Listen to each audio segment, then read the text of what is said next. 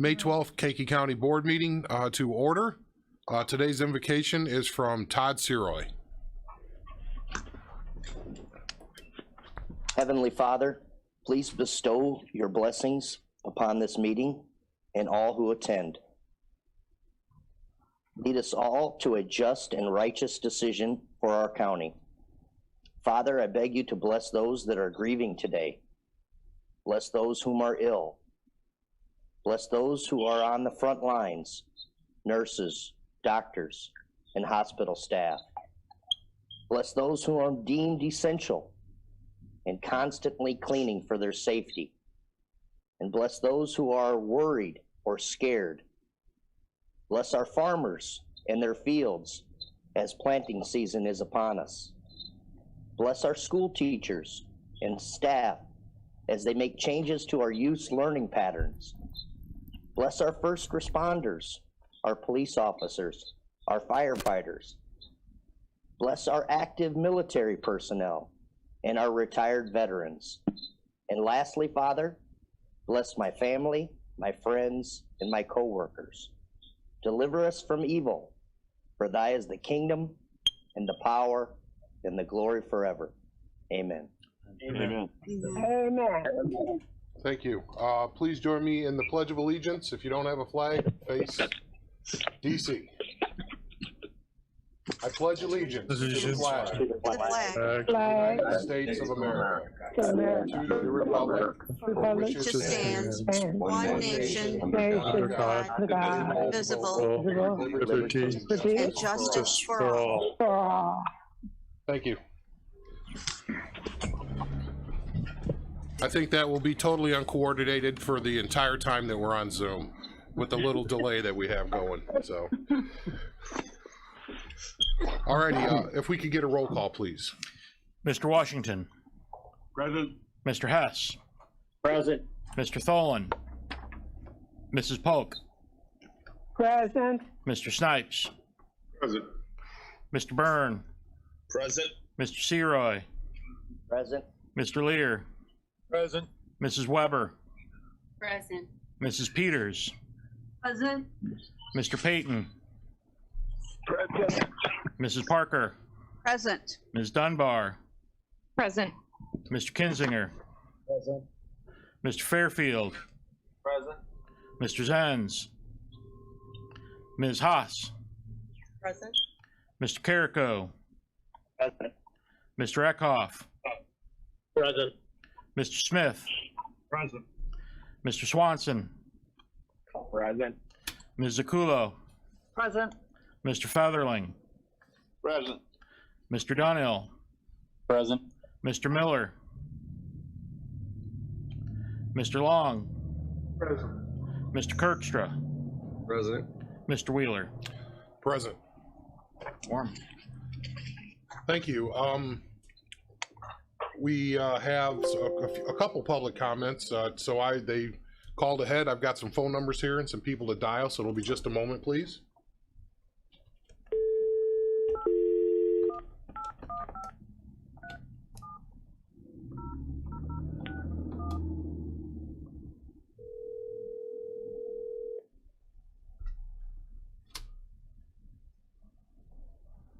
Hello? Hi, is this Ian Dunn? Yeah. Thank you, Ian. Just a moment for public comment here at the Kankakee County Board meeting. Ian Dunn is from Bourbonnais, and he wants to discuss reopening of Kankakee County and small business. Floor is yours, sir. Yeah, I've seen quite a few people hit hard by this, and you know, I don't own a small business myself, but I feel like I got to speak out against it. You know, I've seen some of these rules used against minority owned businesses in ways that I am not okay with in our county. I've seen friends of mine have to close their businesses. I don't think it's fair to them that this is happening. Who has the right to tell them that they are essential or not essential? Who has the right to tell them that they deserve to make a living or not? And I mean, I can't watch people suffer in my community, and I feel like I got to speak out against keeping them closed for another month or 3 or 4 or 5. Because it seems like the goalpost keeps getting moved on them. And that's my comment. All right, thank you so much for reaching out. Right. All righty, moving on. The next is Taylor Provost from Bourbonnais on the same subject.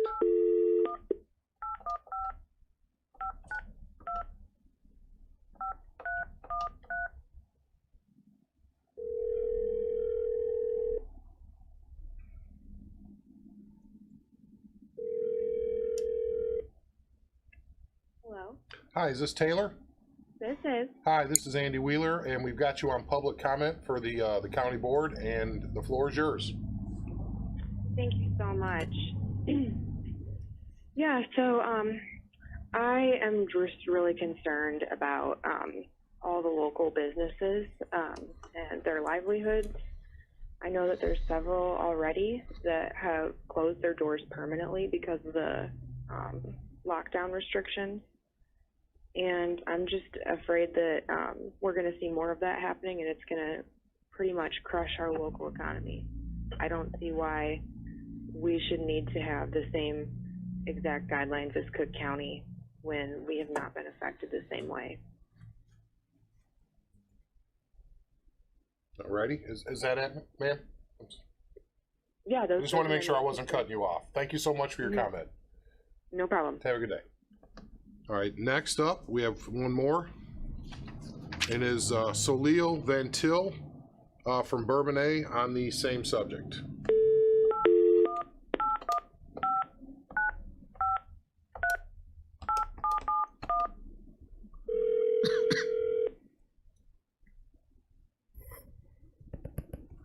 Hello? Hi, is this Miss Ventil? Yes, it is. Hi, this is Andy Wheeler. You're on for public comment at the county board, and the floor is yours. All right. Thank you so much. Thank you for hearing me. I appreciate it. So I was under the impression that this meeting was to discuss reopening in Kankakee County. So that's where my statements and comments are really revolving around.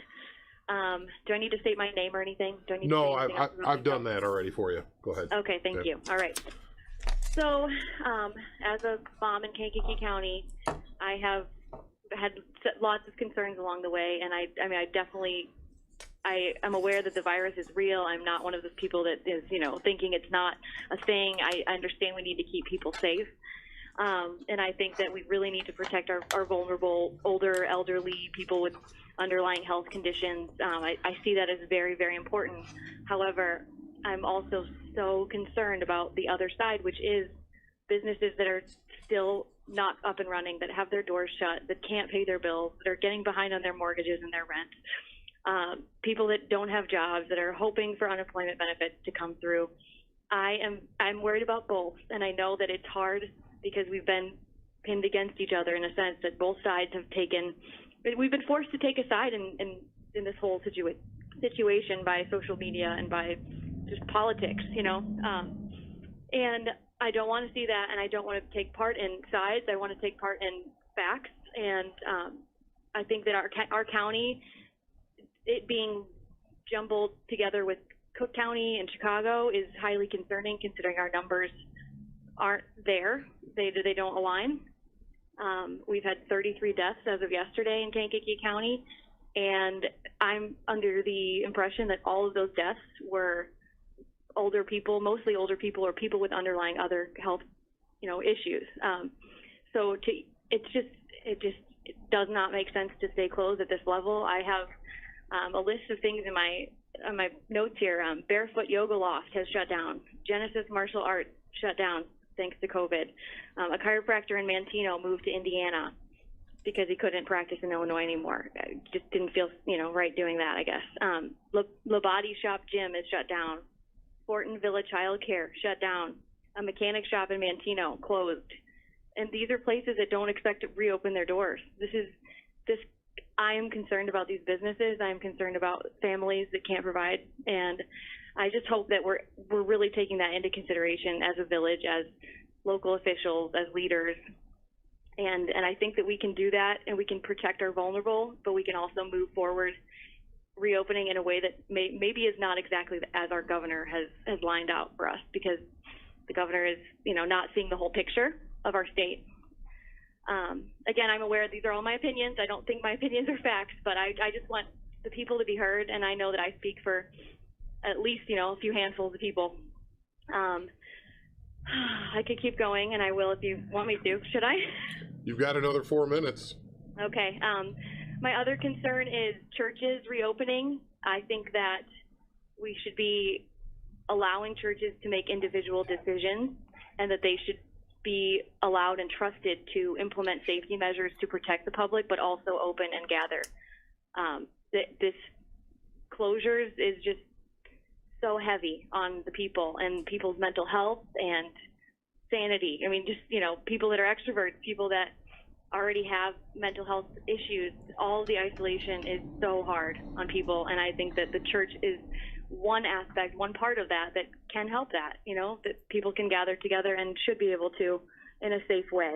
And the churches should be able to individually decide that, in my mind. Also, I'm very concerned about contact tracing. I think I would like to know what our health department's doing with that, and I would like to know if they're doing anything that they're expecting involuntary commitment or involuntary or anything.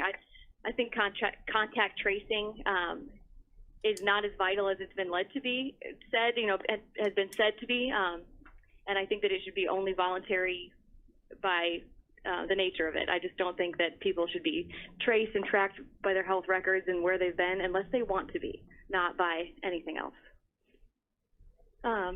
So there's what I have mostly. Great. Well, thank you for your comment. We appreciate it. Thank you. Take care. I just appreciate being heard and considered. Thank you so much. Bye. All righty, that's all we have under public commentary. Next up is a proclamation. If there is one scrivener's error, thanks to Mr. Hess, he catches these things for us. Where it says city, it should be county. So in there somewhere, I'm sure Dan will catch it, but that's the only change. So Dan, if you could read it in the record. Absolutely. Proclamation of the County Board of Kankakee County, Illinois. Proclamation declaring May as Motorcycle Awareness Month. Whereas motorcycle enthusiast organizations continually promote motorcycle safety, education, and awareness programs to the general public and to the motorist community of Illinois. And whereas motorcycle riding is a popular form of recreation and transportation for thousands of people across the state and nation. And where it is crucial that the citizens of our county and state be aware of motorcycles on the roadways and recognize the importance of motorcycle safety. And whereas state and motorcycle organizations across this country will be conducting a variety of activities to promote motorist awareness and safely sharing the road with motorcycles, and will be reminding riders to be more visible to others. And whereas the motorcyclists of Illinois have contributed countless volunteer hours to their communities, therefore Kankakee County does hereby proclaim May 2020 as Motorcycle Awareness Month and encourage motorcycle awareness and safe motoring for all. Thank you. Is there a motion to accept this and approve? So move. We'll go with Mr. Washington and a second for Mr. Payton. Any other comments? Okay, roll call vote. All those in favor say aye. Aye. Aye. Those opposed, same sign. All righty, motion carries. All righty, so moving on to minutes of the last meeting. Is there a motion to approve the minutes? Make a motion. Let's see, I have Mr. Byrne, and then who was the second? Featherling. Featherling? All right. Mr. Featherling with the second. All those in favor say aye. Aye. Those opposed, same sign. Motion carries. We did not get a claims committee report, but you all got the email yesterday. We have to approve the claims per the recommendation of the state's attorney. So we had our finance department gather up all the claims from the last 2 months, since it's not coming from the auditor's office, and we sent those out. So I need a motion to approve the claims, please, from somebody on the board. So We have Mr. Lear and Ms. Parker as a second. Is there any questions about any of this? Alrighty, a roll call vote, please. Mr. Washington, Aye. Mr. Hess, Aye. Ms. Polk, Aye. Mr. Snipes, Aye. Mr. Byrne, Aye. Mr. Seroy, Aye. Mr. Lear, Aye. Mrs. Weber, Aye. Mrs. Peters, Aye. Mr. Payton, Aye. Mrs. Parker, Aye. Ms. Dunbar, Aye. Mr. Kinzinger, Aye. Mr. Fairfield, Aye. Ms. Haas, Aye. Mr. Carrico, Aye. Mr. Eckhoff, Aye. Mr. Smith, Aye. Mr. Swanson, Aye. Ms. Zakulo, Aye. Mr. Featherling, Aye. Mr. Dunhill, Aye. Mr. Miller, Aye. Mr. Long, Aye. Mr. Kirkstra, Aye. Mr. Wheeler. Aye. Motion carries. Just to mention, that's for February and March, just to note that for the record, for the last 2 months. So if this continues, we'll keep doing it this way from now on. So I guess moving on. Andy, mine is April 30th. I'm sorry? Mine says 2/1 to 4:30. Oh, excuse me. Yeah, you're right. 2/1 to the end of the, yeah, exactly. I apologize. You got the right time period. So it's 2/1 till basically the end of the month.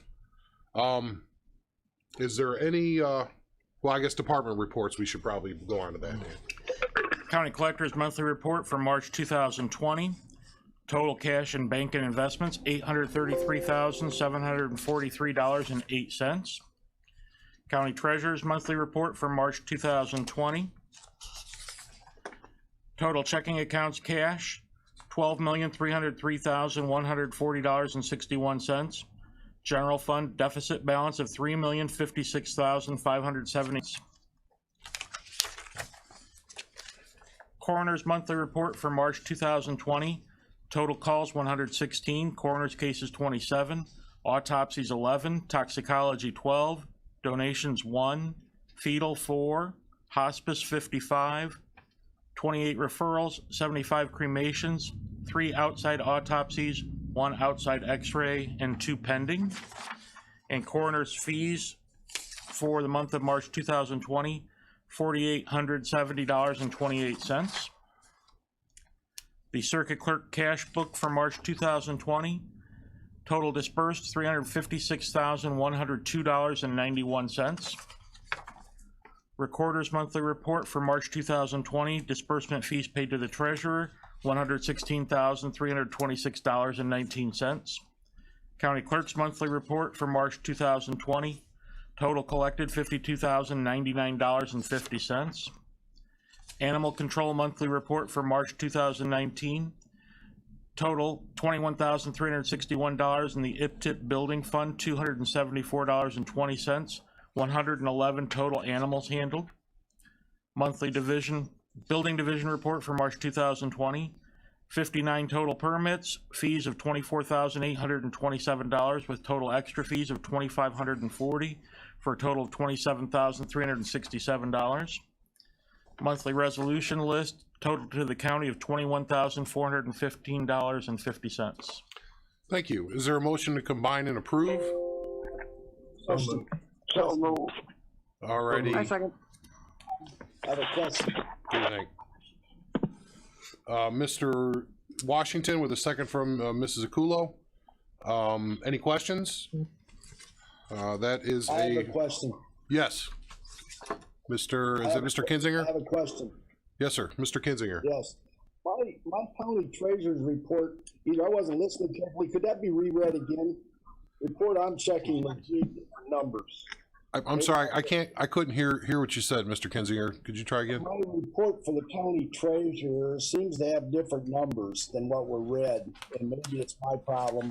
But I'd like those to be reread for the county treasurer's month ending March 31st, monthly report.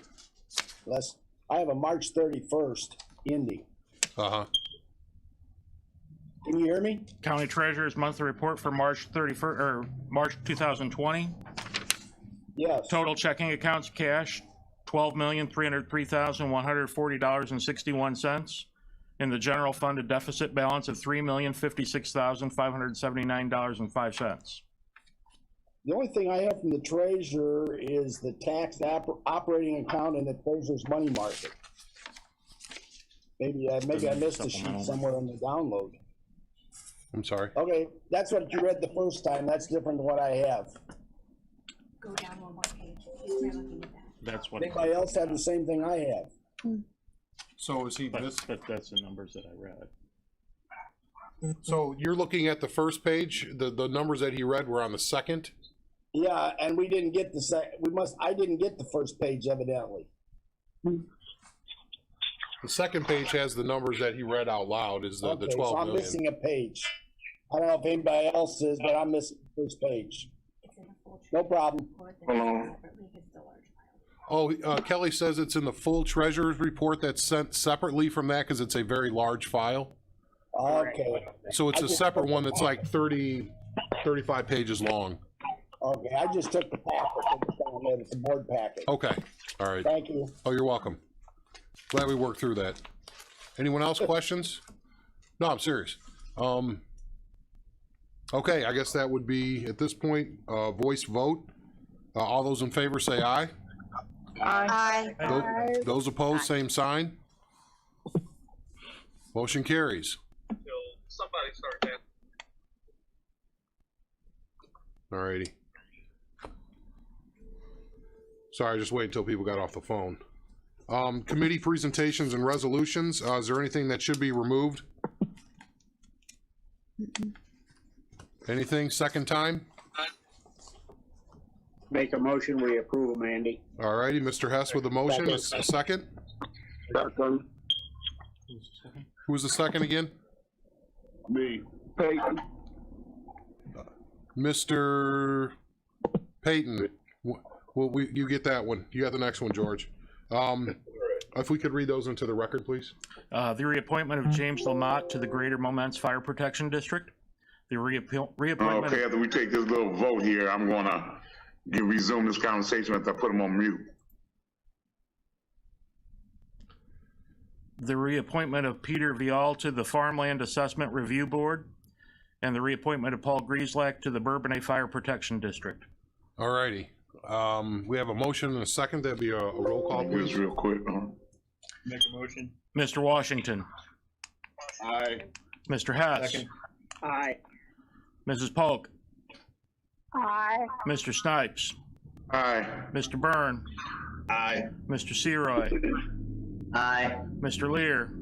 Aye. Mrs. Weber. Aye. Mrs. Peters. Aye. Mr. Peyton. Aye. Mrs. Parker. Aye. Ms. Dunbar. Aye. Mr. Kinzinger. Aye. Aye. Mr. Fairfield. Aye. Ms. Haas. Aye. Mr. Carrico. Aye. Mr. Eckhoff. Aye. Mr. Smith.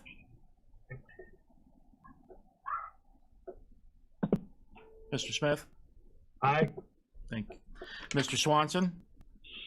Aye. Ms. Zakulo? Aye. Mr. Featherling? Aye. Mr. Donnell? Aye. Mr. Miller? Aye. Mr. Long? Aye. Mr. Kirkstra? Aye. Mr. Wheeler? Aye. Motion carries. Moving on to the finance, if we can get the title of the first item read into the record, please. Resolution of the County Board of Kankakee County, Illinois, authorizing the county board chairman or his designee to sign a renewal agreement with Alliant Mesereau Insurance for services for the county of Kankakee and Kankakee County Public Building Commission. All righty, we went through this in finance pretty in depth, but is there a motion to approve? We'll say Mr. Seroy, a second with Mr. Washington. We have it read into the record. Is there any questions about this? All righty, roll call vote, please. Mr. Washington. Aye. Mr. Hess. Aye. Mrs. Polk. Aye. Mr. Snipes. Aye. Mr. Byrne. Aye. Mr. Seroy. Aye. Mr. Lear. Aye. Mrs. Weber, Aye. Mrs. Peters, Mr. Payton, Aye. Mrs. Parker, Aye. Ms. Dunbar, Aye. Mr. Kinzinger, Aye. Mr. Fairfield, Aye. Ms. Haas, Aye. Mr. Carrico, Aye. Mr. Eckhoff, Aye. Mr. Smith, Aye. Mr. Swanson, Aye. Ms. Zakulo, Aye. Mr. Featherling, Aye. Mr. Donnell, Aye. Mr. Miller, Aye. Mr. Long, Aye. Mr. Kirkstra, Aye. Mr. Wheeler. Aye. Motion carries. Let's see here. Next item was the minimum fund balance to trigger board action. That's the title. Is it very, I don't have a resolution. We don't. You didn't deliver the resolution now?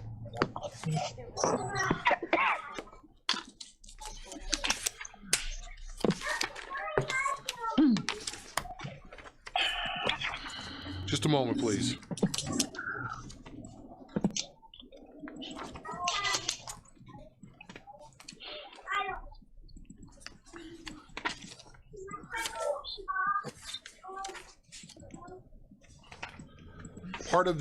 Part of this discussion, and I don't know, we suggested that to board members to go back and view this portion of the finance committee meeting regarding. We had a long projected kind of discussion in finance about the knowns and the unknowns about the financial situation of our county. You know, we're not alone in that.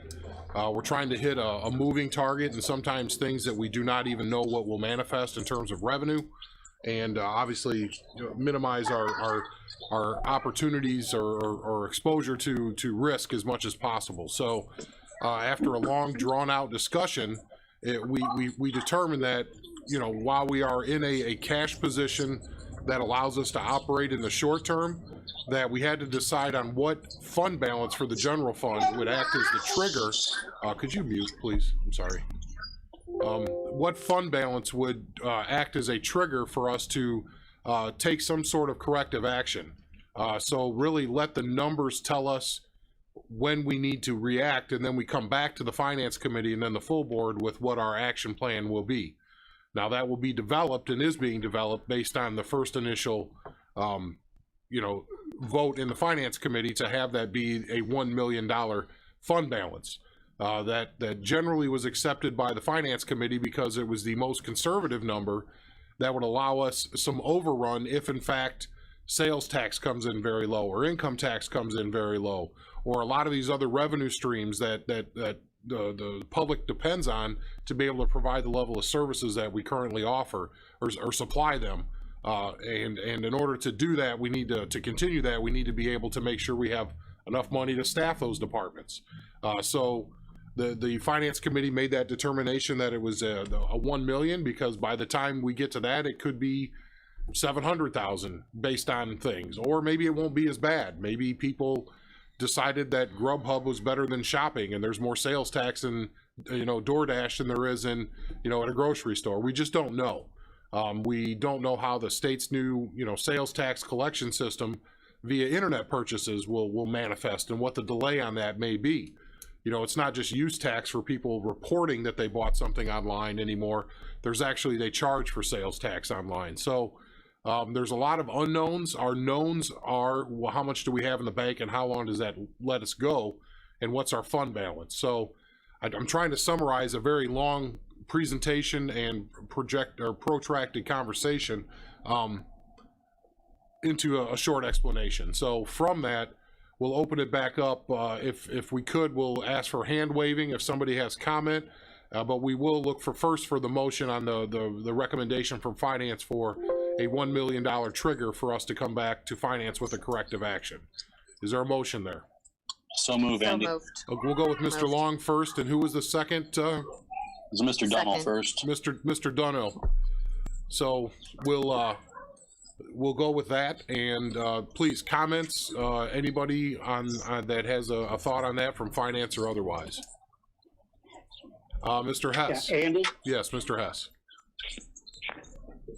I believe the Finance Committee discussed this really well, and there was 3 different scenarios put together, if I can remember correctly. There was $1 million balance, 500,000, and 0. And Mr. McCarty had projected if we went with the 500,000 and we lost 200,000 or 250,000, we'd be down to 250. And I think that's why the decision was made to keep it at $1 million, even though that won't even cover a payroll. Right. Right. Next, any comments there? Andy, Mr. Chairman, Yes. I had a question about how long it would take to put together a special meeting, or would that be just discussed at Finance Committee? Well, if we get to it and it's within, we can get 48 hours is the OMA, requirement. We can put together a special meeting, obviously, if it's outside of that time period. So what we would do is, if it was close to finance, we would obviously wait till that date. Our projections are run, quite often, let's just say. But the big ones are looking at what happens for March's sales tax and March's income tax and all those other things, and then April as well. But again, those are 3-month drags on those. So I don't know if Steve has McCarty's on. I don't know if you have an explanation or any comment along those timelines, I guess, for each individual revenue source. Right. Just as a reminder for those, March retail activity, we will not know until early June.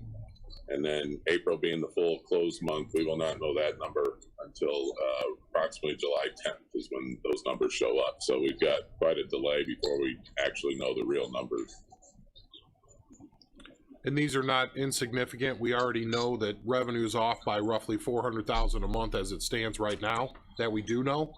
And it could be anywhere from another 100,000 to 200,000 or 300,000 in those unknowns that Steve is talking about until we actually see them hit. So One of my questions is that if you call it at $1 million and you call us, hello? We hear you. Okay. If you call this meeting at $1 million, how much can it go down in the 48 hours? Can it change, or does it freeze once you notify us there's a meeting? Does it hold everything?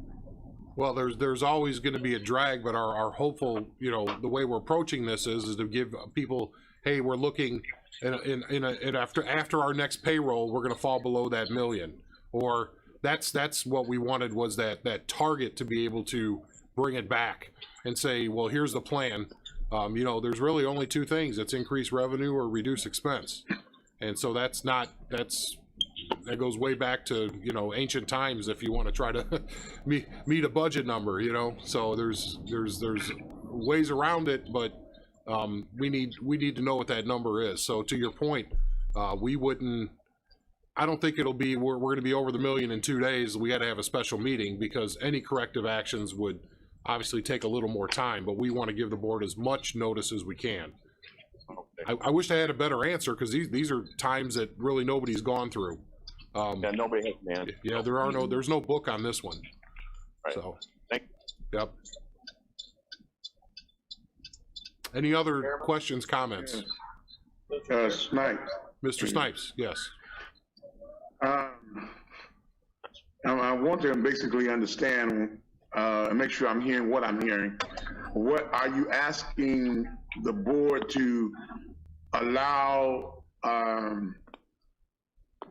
reserve of $1 million based upon a cash flow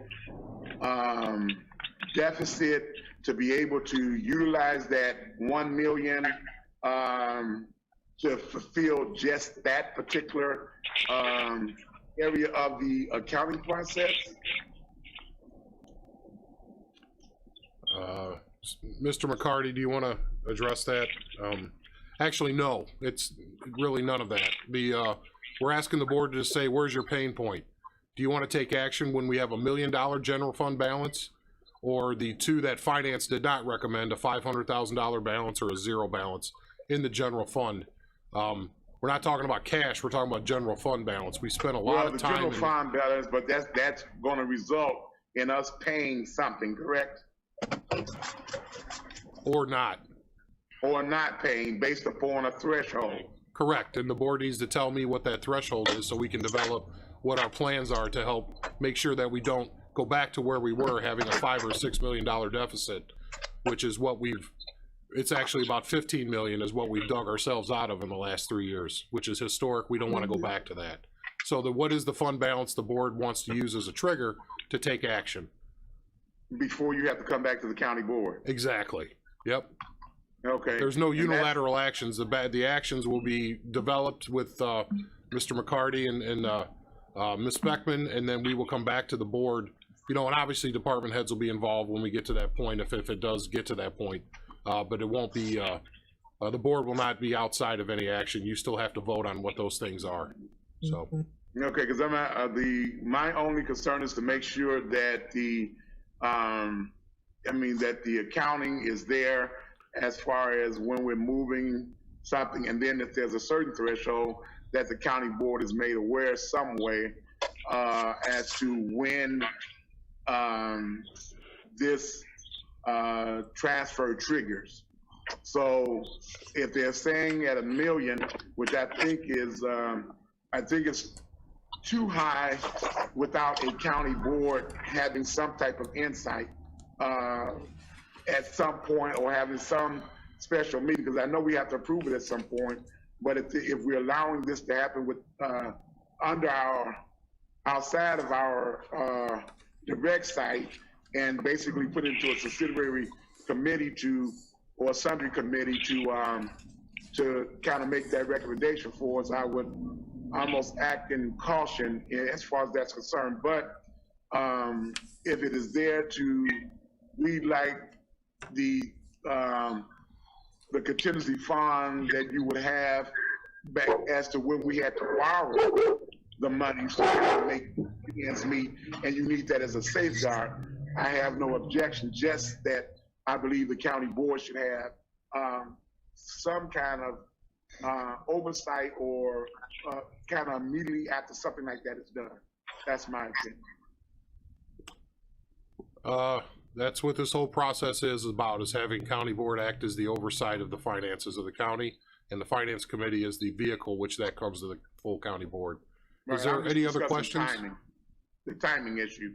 So I'm just saying, if we're allowing it, then if we're going to let the finance committee make that decision, we want to also make sure that the board is made aware when it hits that threshold, kind of directly thereafter. I don't care if it's an email or something, but we need to know when it hits that, so we know where we are. Even if you have to go over that at some point, we still have to meet again. But I just kind of want to make sure we are aware when money is being, when you don't say money, but when transfers are basically being made in that aggregate amount. Any other comments from the board? Questions? All righty. At this, I'm sorry? I got one, Andy. I got one. I hope we never have to, yes, thank you, Mr. Chairman. I hope we never have to utilize this threshold number.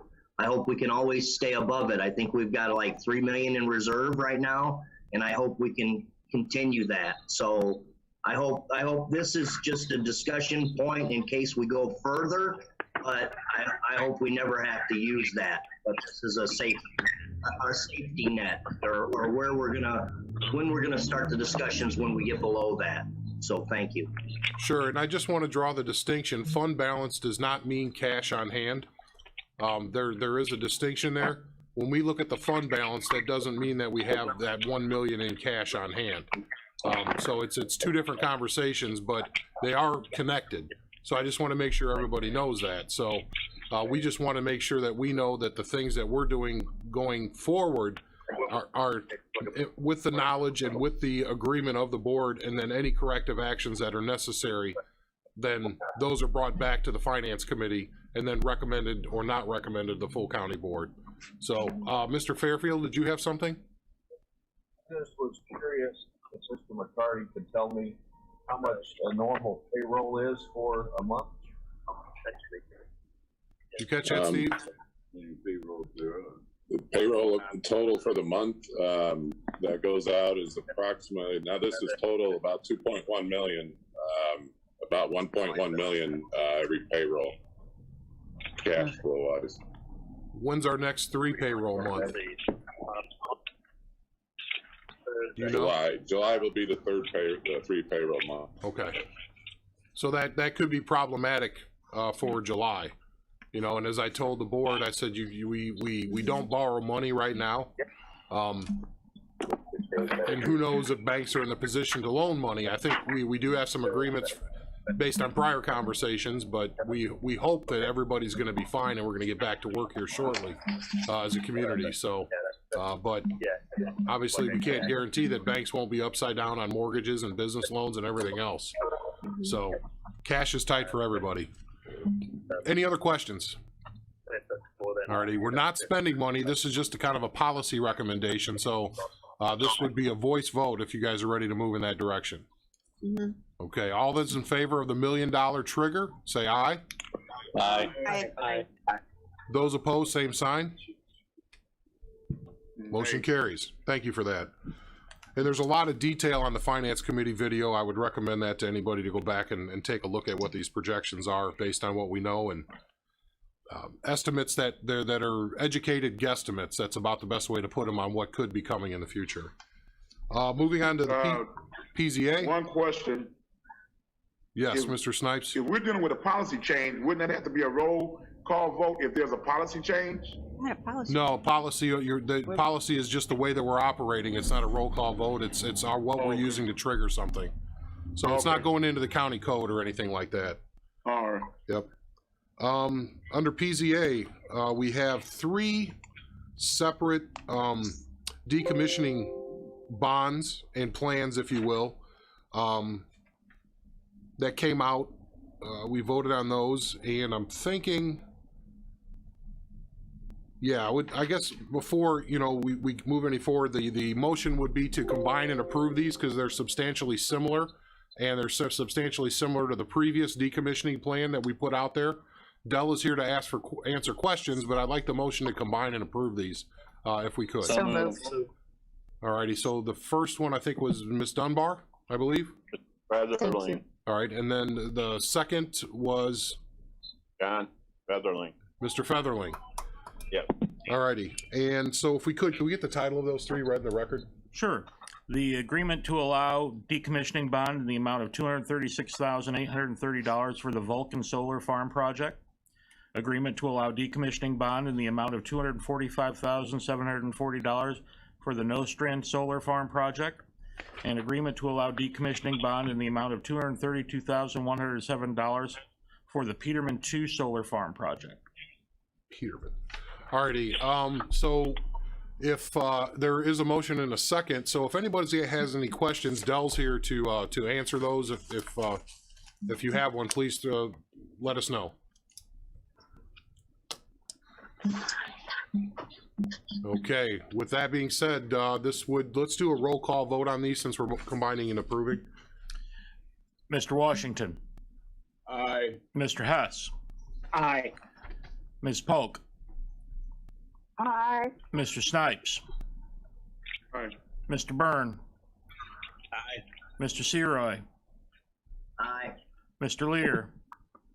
Aye. Mrs. Weber. Aye. Mrs. Peters.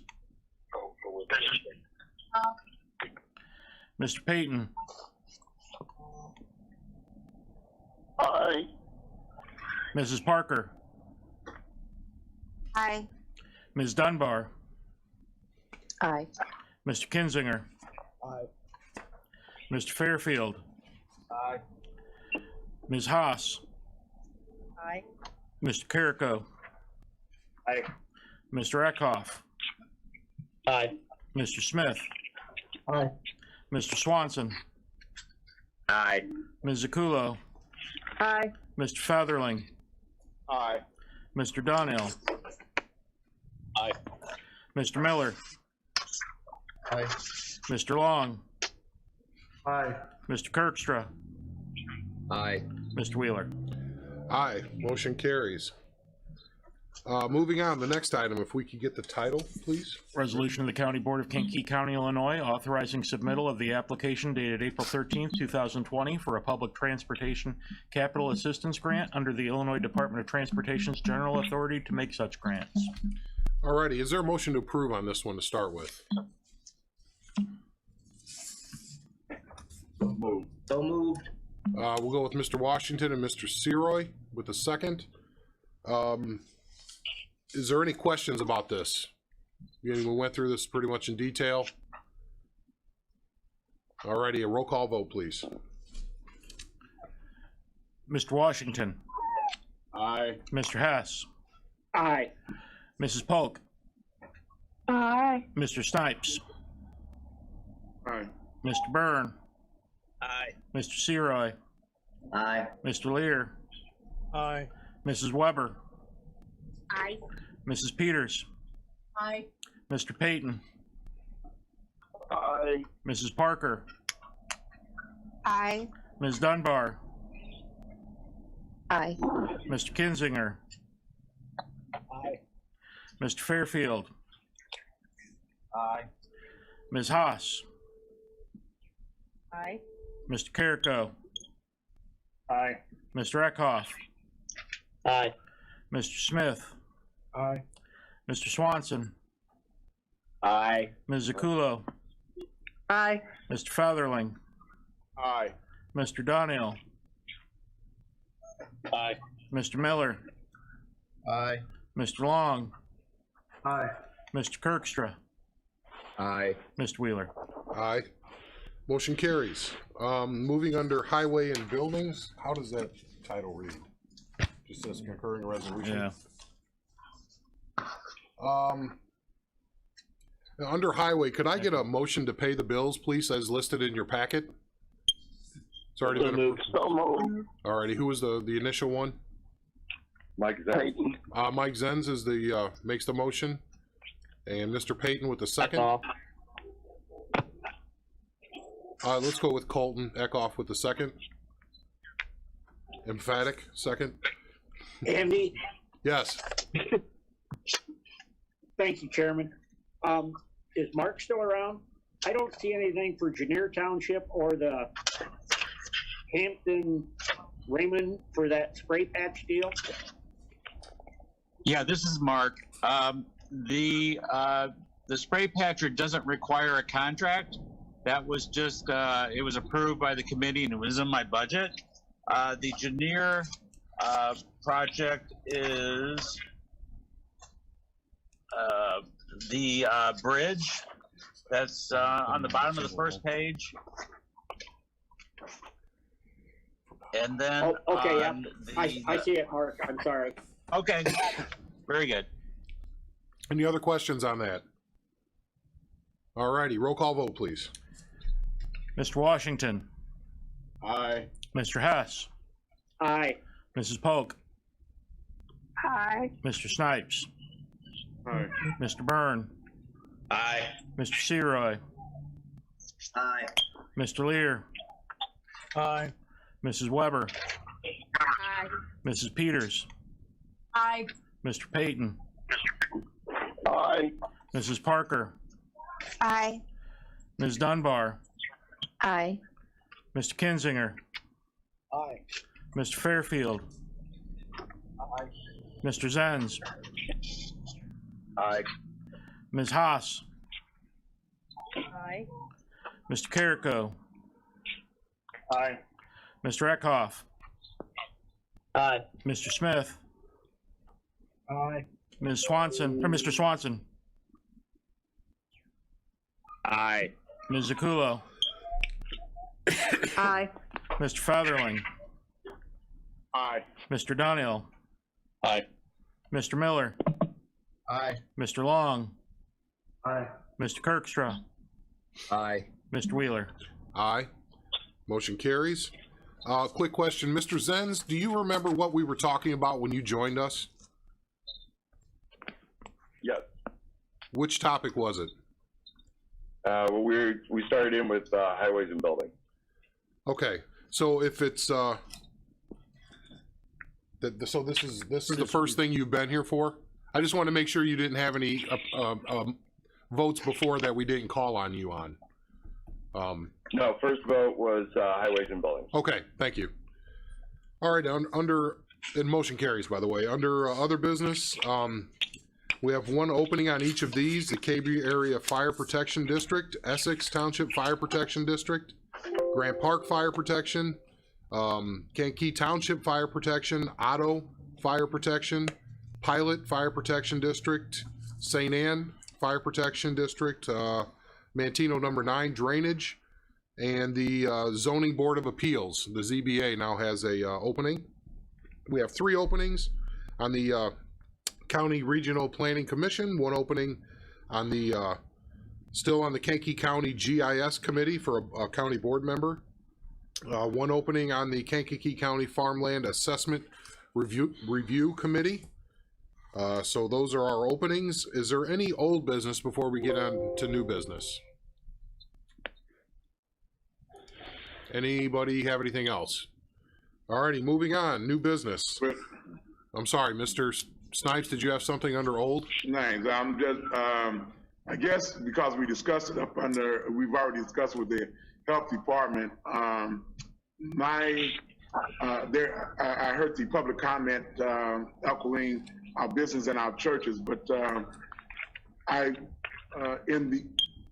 think the health department would have to be here to kind of better give a clarification. But it's my understanding that if an individual is within 6 feet of a person, they have to wear a mask.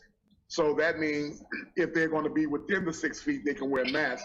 So I'm wondering if this can be a wherewithal to just make a recommendation that require individuals to wear the mask when they're in 6 feet of the person if they're congregating, because a lot of individuals are hurt, not so much as the businesses that are here, but also the individuals who have lost loved ones. They're limited to 10 when they might have a family of 20. And no view, mostly graveside services. And at some point, any type of decision we make would only be like a recommendation, and it's not, and each, I guess, township and city that's outside, that's incorporated, will have to make their own.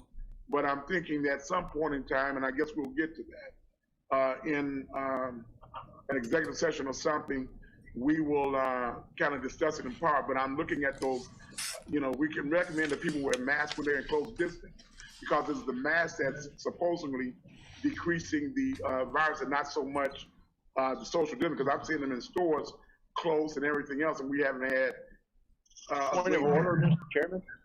Yes, there's a point of order on the floor. Mr. Featherling? Yes, Mr. Featherling? Is this the proper time for this particular comment to be in place? You said old business, and they discussed it before with the when we had the public health department. So it's just laying out my concern. So I don't feel that it is not a appropriate thing. It's just a concern. And if we move forward, I'm sure we'll elucidate it further. But it was just under old business because it had already been discussed before under the health department. Some of the concerns. I was under the impression we were going to discuss this during the resolution part of the meeting. You are correct. It is out of order, but I thought to interrupt Mr. Snipes was not something that I was going to do. I figured he had entered new business already ahead of the game. So I was just going to let him finish and then call on somebody else. Yeah. So the chair rules that it is out of order. Are you done with your comment, Mr. Snipes? Basically, I'm just saying it was in order because we discussed it. Mr. Snipes, are you done with your comment?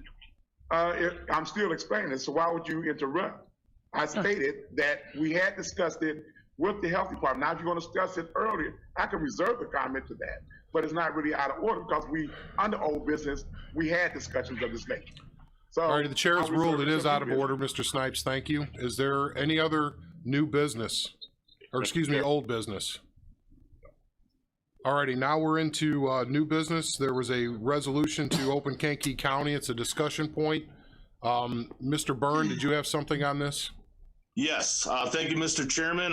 Fellow board members, my board members Zakulo, Swanson, Eckhoff and myself worked together to craft this working document in resolution form that's before us today to discuss, to work as a county board to craft a resolution that has teeth that will, in the long run, open up Kankakee County. Since March, in the first few weeks, everyone understood the issue at hand with the virus. As we've moved forward, the governor's mandates have been progressing into the, obviously in the May, and potentially in the June, July, and August, given the phases. We bring this resolution before the board to be discussed, to eventually be moved to executive, so that we, as a county board, we are the governing body of Kankakee County, will in fact have a phased-in plan in place, working alongside the working group that the chairman is developing, along with healthcare leaders in the community, that we can safely, using common sense, everyone working together, have a plan in place where we reopen Kankakee County. In my district, I've talked to business owners and residents who are truly hurting. There's other healthcare concerns, as was brought up in public commentary. Domestic violence is up, our overdoses are up. There's other healthcare concerns, and we have to be respectful of the virus. I understand that. But when the four of us got together and discussed this, the intent is to start the process so we're ready to go. If the governor plans on extending us and we are lumped in with Chicago, we have a plan in place to act. The time to talk is over. It's time to act and implement a plan, well thought out, and adhering to guidelines. It's not simply just snap our fingers and by next Monday, we're going to go to Texas Roadhouse for a filet mignon. That's not realistic. But we do need a plan in place. There are other counties doing the same thing. We're not going to reinvent the wheel. We're going to see what's successful. We'll have an onboarding process with the guidance of the health department and healthcare leaders.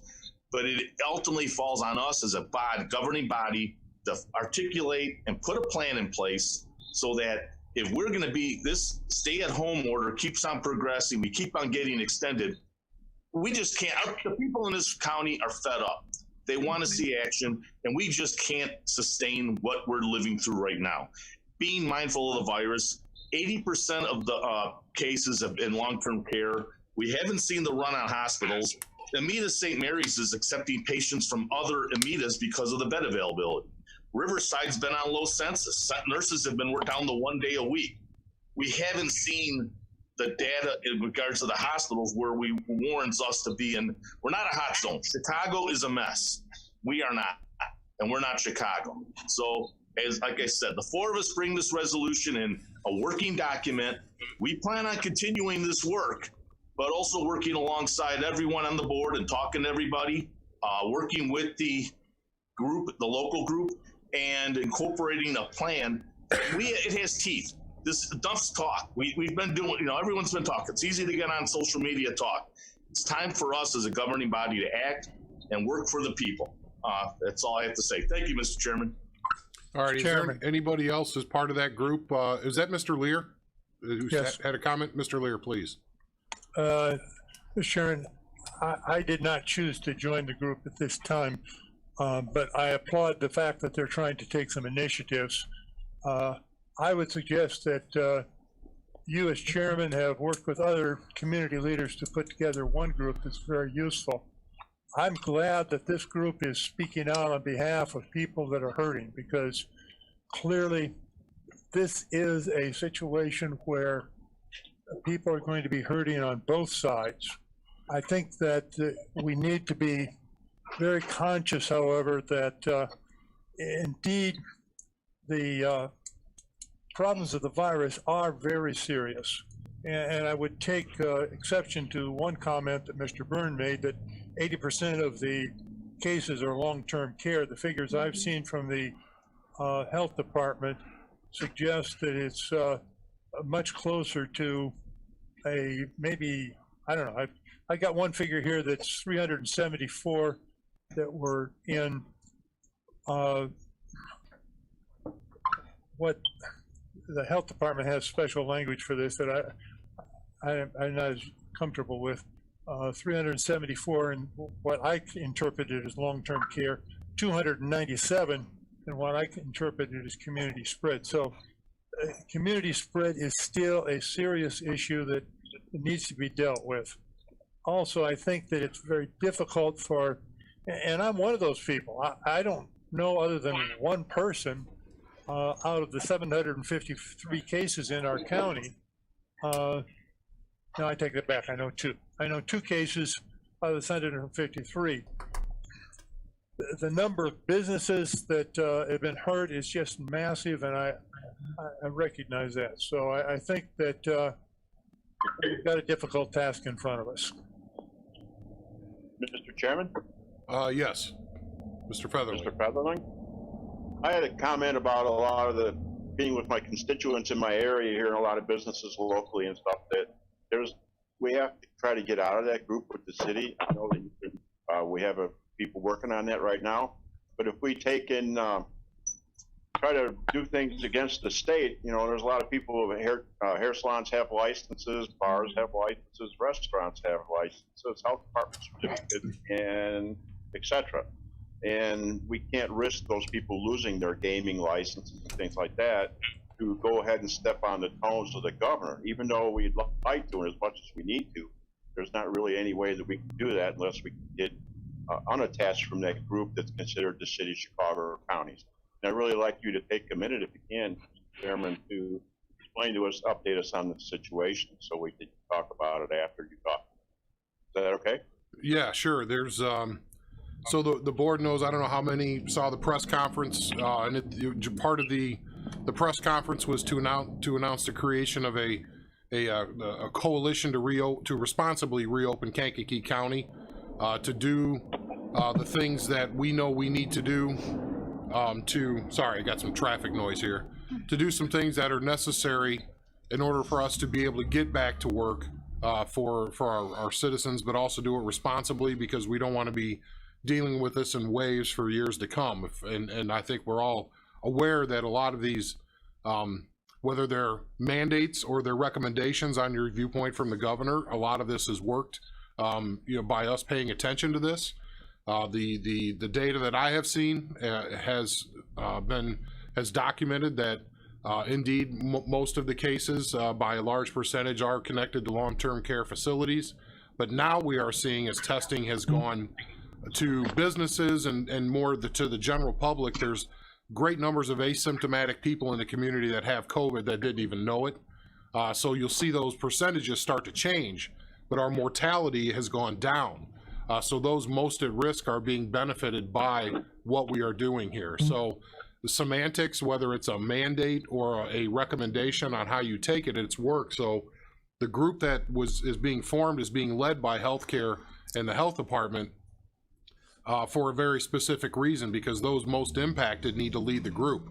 That's a fact. That's Emergency Management 101, as somebody who knows emergency management mentioned that to me. So the goal is to have them be the driving force on what responsible means, but also we reach out to all of the mayors, you know, faith-based groups. I'm working on getting, you know, obviously those folks who have, you know, churches, and to make sure that the business owners, small business owners, everybody has not only the information but the tools necessary to reopen and to be able to educate the public and to know what their rights are as a business owner, that if they don't want someone to come in, they could require masks in their business. You know, and if somebody wants to come in, what do you say to them if they don't want to wear a mask? You know, because some people think that's one of your rights that you are given, that can't be discriminated against, and that's just not true. You can say you're not allowed to enter my business without a mask on. So it's or vice versa. But that's not a good idea, obviously, for anyone to go into a business who's not taking this seriously. So this group is not about setting, you know, this coalition is not about setting policy. It's not about, for the county, like, here's what you can do when you reopen, or they won't recommend a reopening. It's apolitical along those lines. It's when we reopen, what do we need to do to keep this in check? And so that's the general gist of it. Now, I will say that there was a rumor going around that I was threatened by politicians from the governor's office on down, and to get in line. Those who know me, that's not something I respond well to. So that never happened. That is a complete rumor and falsehood. So that I want to dispel that right away. The second thing is that we've had nothing but positive participation from our state senator and our representative along these lines. I've within me, 15 minutes of me calling our state senator and our representative, and then calling our lobbyist, they were in contact with the governor's office. So all three. So they know that it's unacceptable by my own hand, my own message to these folks, that it's unacceptable for us to be in the same region as Southern Cook County. Exactly. It will always skew our numbers. The sheer situation of what's going on in Cook County will keep us closed for a long time. So what I'm doing is I've reached out to Dr. Bowling. He's agreed to give us a statistician, and we're waiting for that, numbers to come in so we can present the governor and whoever else wants to listen what our numbers are versus this big region that they've created based on a 30-year-old hospitalization map. So I am not here to rattle sabers or anything else like that. What I'm trying to do is look at a logical way to open back up to get people back to work as quick as we possibly can. And to be able to do that based on data and have people along with us that can support the type of actions that we may take down the road. In addition, I've been talking to other counties that we're calling it the edge counties, not the collar, it's the ones right outside of the collar counties that are in our same plight. I was on the phone with the Kendall County chairman yesterday. The river, what is it, the Wolf River? I can't remember which. It's the Fox River. I knew it was an animal. So it's the Fox River, but like half of a town is on one side and half of it is on the other, and the division between zones is the river. So how do you reopen half the town? And we export people to Chicago to work, just like Kendall and Grundy do. So it's the traffic patterns that people, are, and where are they going, and those types of things that need to be very well thought out and not knee-jerk political reactions. So, there's a lot going on that you don't hear, and it's a good opportunity because this is to tell you because it's moving so fast. We didn't know that these zones were coming out until they hit, and then we saw what we obviously are all unhappy about. There is no way that I can stand for us to be in the Chicago zone. Now I have to just provide the governor the data to say that maybe it should be Kankakee and Grundy and Kendall and maybe even Lake and McHenry if we want to go that far. So there's some conversations going to make like counties data support reopening. And I hope that makes sense the way that I kind of laid that all out. There's a lot of other aspects to this. We've got the head of the Illinois Cosmetology Association as part of this coalition here. She lives locally. We had a lot of people reaching out, and there's still people that can reach out. I really need the ministers involved. I need faith-based people, so how we can educate the parishioners and everybody that's going into these shopping situations. What's the right thing to do, no matter what your politics are? What is the right thing to do? How to protect those that you love. So that's what it's based education. It's not policy, and it's based on turning that U curve into a V. So from there, the next anybody want to comment or have questions for me on that? Yes. Yes, go ahead. How many times has the coalition met? They have the first meeting invite went out just today? No, yesterday. So they haven't met yet? No, we just had the press conference. What is it? A week Friday. So Last Friday. Yeah. Okay. So, and by the way, just so you know, we don't have to reinvent the wheel because there's lots of good resources out there and tools that we can adapt based on what our particular situation is here. So while we have not met, the goal is to have something in place by the end of the month that makes sense. So so by the end of the month, would that mean that we would open up in June? Well, neither I nor the governor have the authority to open or close anything. So I just want to make that clear. This county board doesn't have the authority to open any business. It would be a political resolution that we would put out there. We have no authority, and I agree the governor does not either. So that's kind of where I'm at on that issue. And if we get to that point, there will be lots of legal discussions being had here locally. So, but what we can do is have a plan and that we adopt that other people have put together. That's what the coalition is doing, is putting together a reopening plan and guidelines and things that we need to do. Well, the governor can open up.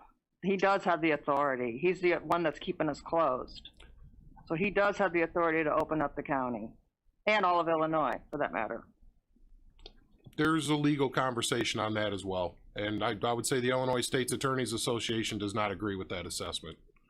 Then who has the authority? You know, Then who has the authority? Well, he has the authority for 30 days per the legal recommendations. So to open us back up? He has a plan to open us back up. Again, I'm not a lawyer. I don't want to get into that conversation. I'm just going on the opinions of others. So there is no court case out there that would define this because it's just evolving and happening right now. With the situation down in Southern Illinois with that lawmaker who won the first case, and I'm sure that it will probably go up to another court to be heard, and then maybe to another after that. So legal cases are based on precedent, and I don't believe, and if Mr. Rose here, he might have a better idea, but that precedent hasn't been established yet. Do you have any comment, Jim? That's correct. You know, it's going through the court system. The initial decision basically said that that authority did not exist. I think I just saw yesterday where the Supreme Court denied a request for them to take a supervisory role over that lower court.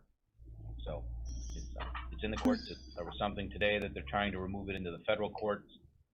So pending some sort of ruling that is appealed and gets a final say either by the Illinois Supreme Court or above, there really is no precedent for that right now.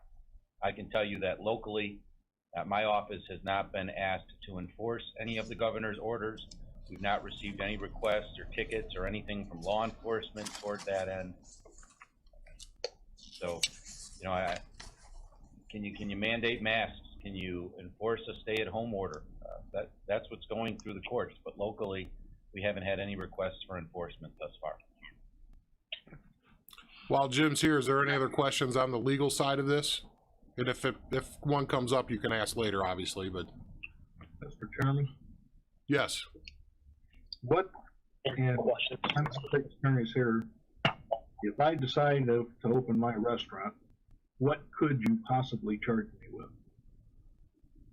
Yeah, so what I'm not going to do is play hypotheticals, just because there's so many things that fall into that. You know, if I were to say, for instance, if I were to say I'm not going to charge you with anything, and then you think that's a green light in your restaurant, perhaps the state comes in and tries to shut it down. Perhaps a local municipality could issue a ticket and try to do it through their adjudication court.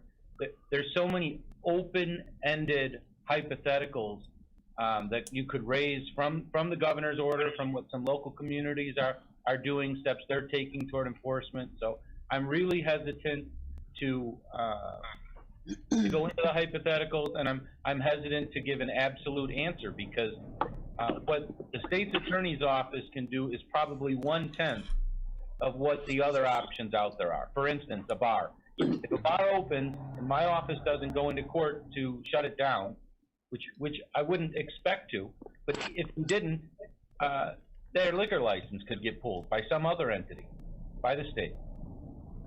So there's really no clear guidance, unfortunately, for local businesses. We would review it. If we received a ticket, if we received a request for enforcement, I would review it with the utmost guarded discretion before I would go into court and attempt to enforce a governor's order that another court has already ruled to be unconstitutional, not enforceable. But would another agency, would the Attorney General's office, would the State Liquor Commission, would they see it the same way? I really can't speak for them. So I don't want to give anyone a false sense of security by guessing as to what we would do depending on what law enforcement might send us. Mr. Carrico. Yes. He has a comment, I think. Mr. Carrico, do you have something? Thank you, Mr. Chairman. Yes, sir. I was elected to represent and be the voice of residents of my district, and I just want to share with the board things that I have received. I heard from residents that this lockdown issue has been already a discussion at their table for too long, and an action maybe by the county is necessary. To me, what is the message sent to our residents and small businesses about their ability to follow guidelines? are small business that may service 1 or 2 customers every 15 to 30 minutes should stay closed. On the big box store are allowed hundreds of people inside, or a liquor store able to operate. Are we saying that those small businesses cannot follow health guidelines? Are we saying that the right to earn income is not essential? So, according to several residents of my district, their voice comes to be a action other than wait another month if needed in order to support their rights to financial freedom. So that is my comment, and I hope that will make a little bit of a difference.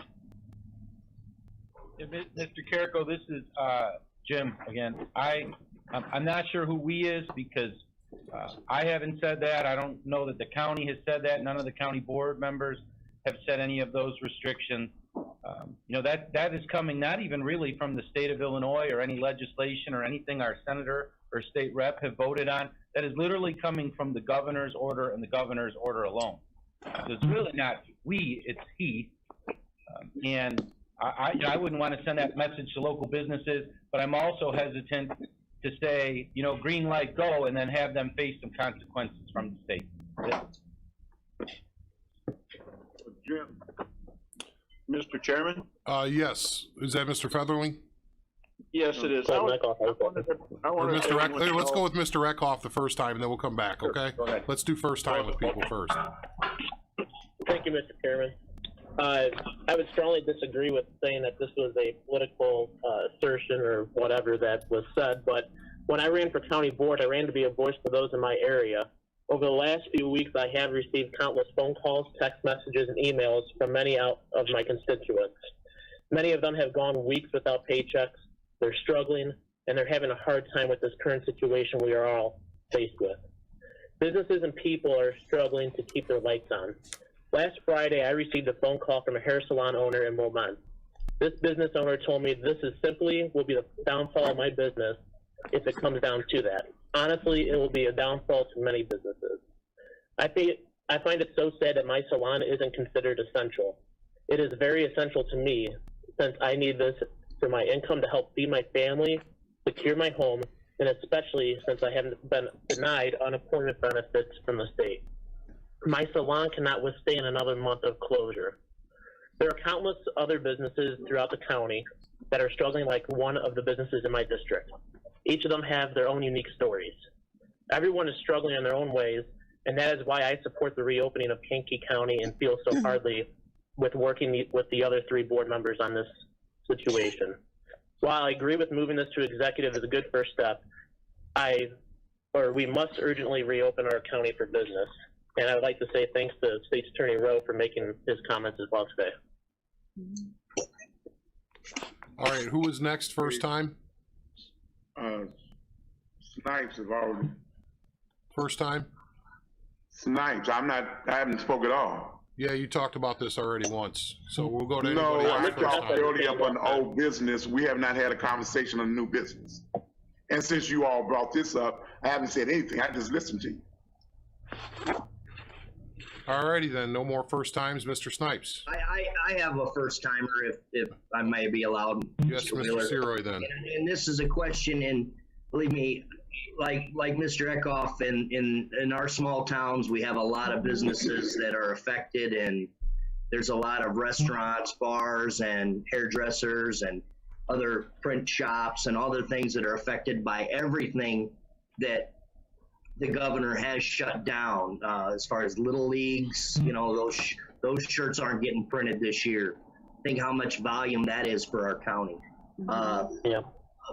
Our small restaurants that are trying to do curbside service, which the cost of curbside service is higher than if you were to dine in, because they're giving you boxes and styrofoam to throw away when you get where that would be a normal wash and clean and back onto the next server. So as a small business, we're immediately affected. My family's immediately affected by this.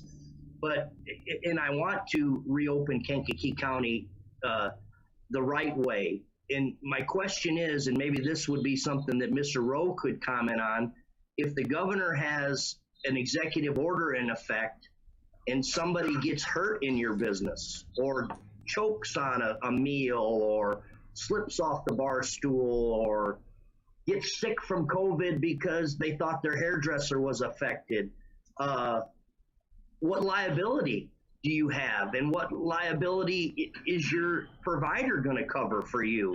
You know, are you extending your liability? That's my thoughts as a business owner. You know, is my insurance provider going to back me up if I go ahead and reopen? And I want people to reopen, but that it's like he's got JB Hogg has got us in between a rock and a hard place, and I'm disgusted over it. So I guess that question is for Mr. Rowe. Do you think liability insurance is going to cover people? Or, hold on, sir. If you're wanting to open, call your liability insurance provider and see if they're going to back you up in case something happens for those small business owners that are listening right now. All right, Mr. Rowe. Yeah, I would agree with Mr. Siroy that you should reach out to your carrier. If you're going to open a business in defiance of a governor's order, you really need to talk to your carrier, because there could be a lack of coverage there if something were to happen. And it would at least give the carrier the ability to assert that argument. And that's probably not a road you want to go down and pay to litigate. And that's the problem with answering the hypothetical questions. Each carrier may handle it differently. Each scenario raises different types of liability that a business owner could be subject to. Some that may normally have coverage, some that in the regular world wouldn't have coverage. So it's really hard to give a concrete answer on these type of things. And I'm not avoiding it. You know, I don't think this is necessarily political either. It's not going to be Republican or Democrat answer. It should be driven by the medical community, probably not by politicians. In the meantime, while these orders are in effect and going through the courts, I'm hard-pressed to give a firm answer or advice to any local business owner as to what they can or can't do, because the consequences are unknown. Andy? Yes, Mr. Washington. First time. Let us turn around and look at this from a health point of view. I don't believe anyone on this board or anyone in this county wishes to see someone die. Yet the alternative that we're talking about opening up, and when you say open up, you're talking about turning people loose that aren't going to necessarily win. They aren't going to do the things that they've been cautioned to do unless they're under some kind of restriction that will maintain the kind of order that we have, even though it's very repressive and very not comfortable for everybody to have. But the alternative is to say, well, I'm not going to pay any attention to it. I'm going to just let things go as they can. But if you let things go as they can, the virus doesn't care. The virus says, I'm going to do what I got to do regardless of what anybody else thinks or does. Now, I'm not going to want to get political about this thing. What I'm talking about is human lives that are involved throughout this whole procedure. And we should give a deep thought as to what we should and shouldn't do regarding it. I understand the hardships are going through, but do they want to go through it and have someone die because they opened up, or numbers of people die, come in contact with others who are spreading it, who don't even know that they have it? These are serious things to think about. Thank you. Mr. Snipes? Yeah, and just for the record, let me correct something. If I spoke on the old business, I have not talked under this new subject at all. This was unrelated to what I was talking about on old business, because I responded to something the health department said at our last meeting. With that being said, I have a concern and a deep concern. If we're going to have some board in place, and I think Jim called me, and that I don't have a problem with the board. But what I need is an inclusive board. That means I need businesses, I need the faith-based organizations, I need people from the community to be a part of whatever coalition is going to be started, because I need an across-the-board voice and not just a group, a select group of individuals being involved in a process that's going to affect the whole. So are you suggesting I excluded people from the group, Mr. Snipes? Did I say that? I just stated that I would, that as you progress in this situation, that there be some inclusions of other individuals. There was an open invitation, and I have turned nobody down in the community. Well, see, no one else knew about it except for, we had a few calls. So now that we're letting individuals know. It was broadcast publicly on the radio stations and live broadcast on the radio and on the county's website. What we're saying is we want to make sure that the faith-based, send a letter, I don't care, but make sure everyone is inclusive as you go forward. You just stated that you haven't really met, but you're kind of building. So as we're building, I'm suggesting that we consider the basis, the business, the faith-based organizations, and other individuals that are stakeholders in our particular county. The next thing I want to say is, I take exception to saying J.B. Hall. He is our governor, and whether you respect the person, respect the position. I don't call folks out of their names, and I'm not going to allow anyone else to call individuals. We have an integrity that we need to maintain and a discipline. If my kids or students have done this, you know, I would quickly correct them. So therefore, be professional in whatever we're doing. The next thing I would like to say is a lot of deaths have been attributed to COVID, but there's not been one autopsy or pathologist report. When I talked to the doctor, more specifically Dr. Olson, I asked what is being placed upon these death certificates, and it's called acute respiratory syndrome. COVID is just a complication. That's why you hear them saying they're dying from complication. So there is no one person that has just died from COVID-19. It's complicated. So there are, he suggested that if they didn't have the mask, you could go simply to Farm and Fleet or any other stores and get the blue shop towels. He said those are kind of like 75 to 85% effective if you would just put them within your mask, and they would, there's some safeguards in place. So I also want doctors to be a part of this particular process. Because if we're going to safeguard the community, yes, I want businesses open. Yes, I want Kankakee to thrive. But I don't believe that the governor is so far off, because again, he has to deal with the state. Whether you want to be with Chicago, Will County, or whatever, that might be a conversation that we can have, and I'm sure he might not object. We just need to conversate, communicate, and collaborate with the governor or some of the assistants or our state representatives and senators to make sure that happens. So let's not get into a morass. We were met with a crisis. And when you're met with a crisis unexpectedly, you might have to do some things to safeguard the whole community. You might not be making all the best decisions, but we have 102 counties that if we can sit at the table, I'm sure we can come up with something that's best for our counties. We don't have the wherewithal, a wand to change anything. But if we work together, we collaborate and we communicate, we can get over this. Doggone it, we're American citizens. If we can go out to wars and fight together, we can now fight something that's this virus or anything else. And after a while, it will be history like it was in, I believe, 1916 or 1918 when we had an epidemic of this magnitude.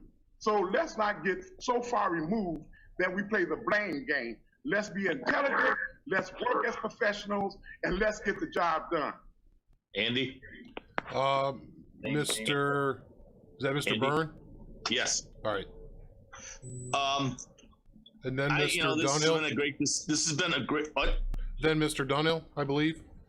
Okay, yes, go ahead, Jim. Sorry. Okay, okay, thank you. Again, thank you, Mr. Chairman. Again, this has been a great discussion. We have 28 board members. We're going to have 28 different opinions. But, and like I've spoken to business owners I just met with 2 business owners yesterday who had to lay off 64 people. Yes, the virus is a serious concern.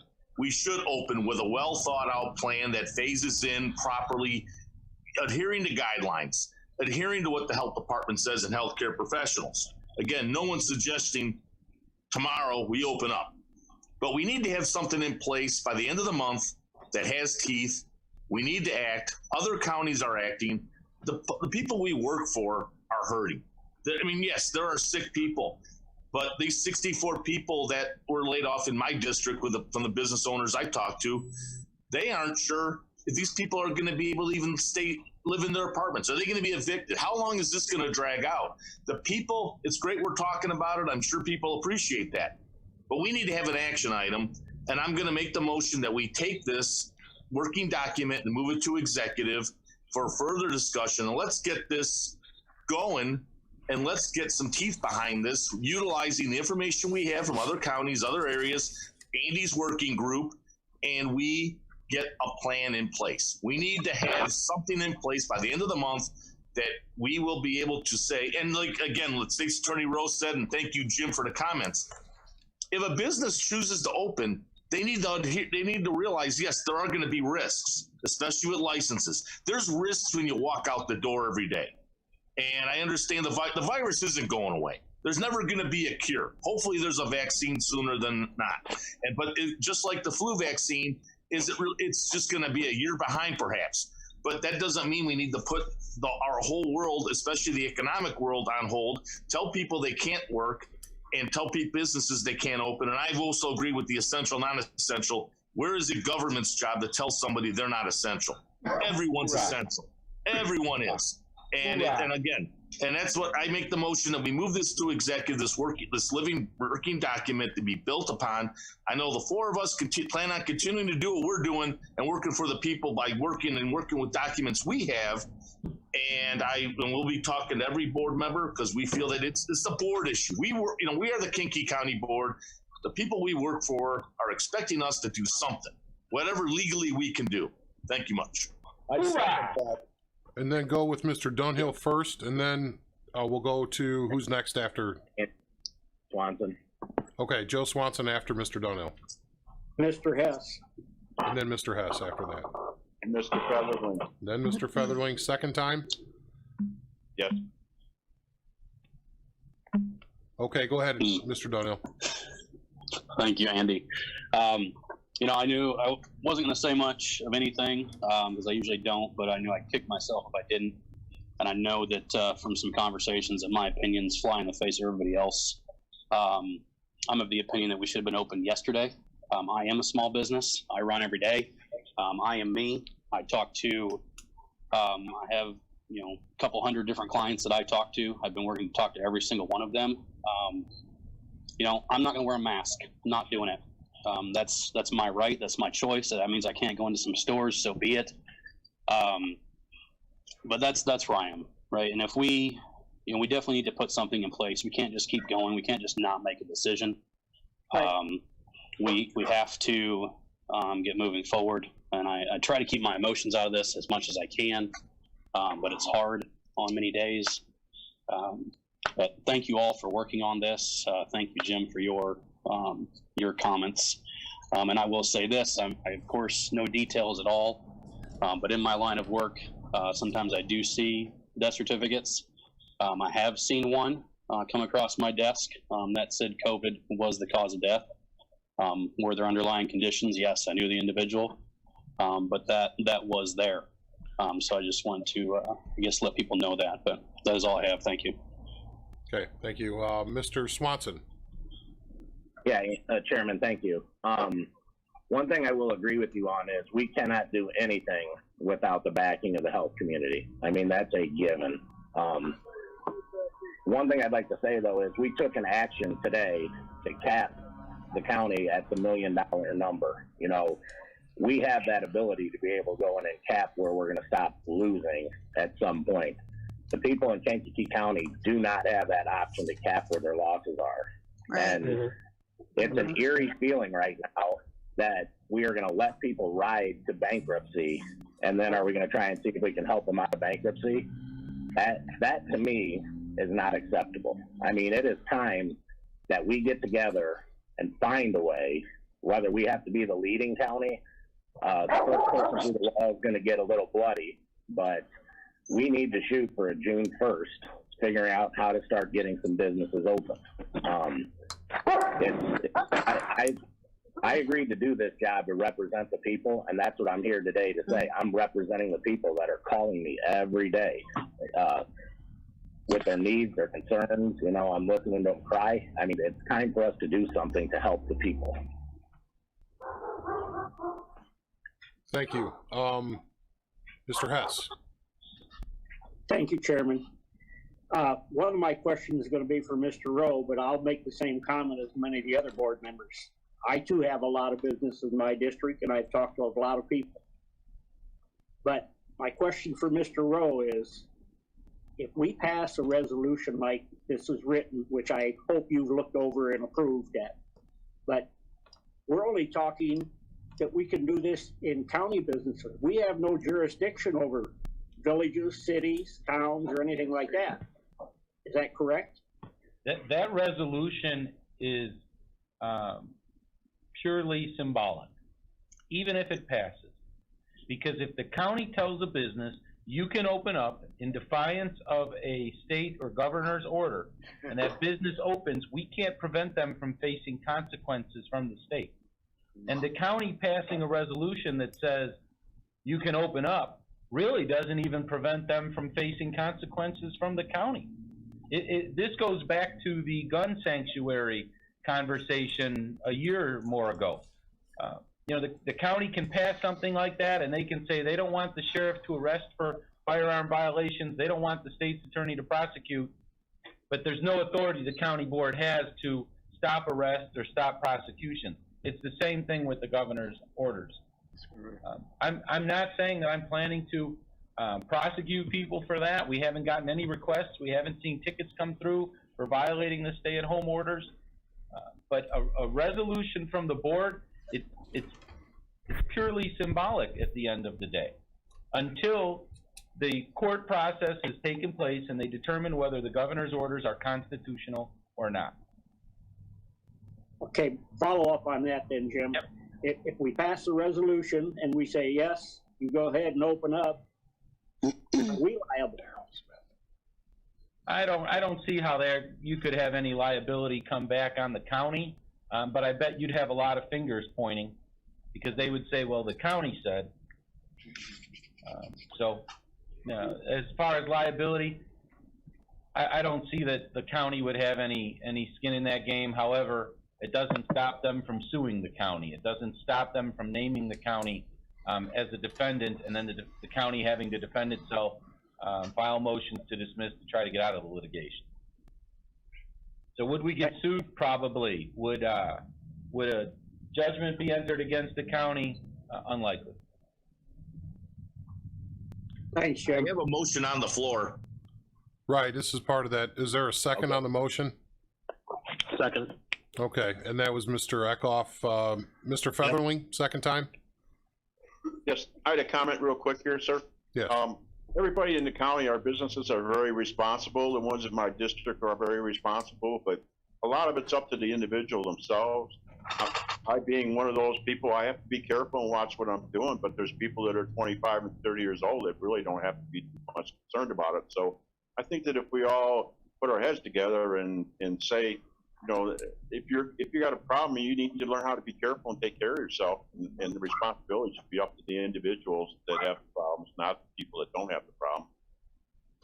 Right, and while I appreciate that, I want people to keep in mind there's a large population that are asymptomatic that are in that age range, that 20 to 40 area, that are going home and giving grandma a hug, and grandma's got health issues. That's what a lot of the health people are worried about. So while I'm not saying I disagree, they're walking around, they may be a little tired, they may have a headache, but we're finding that many have COVID.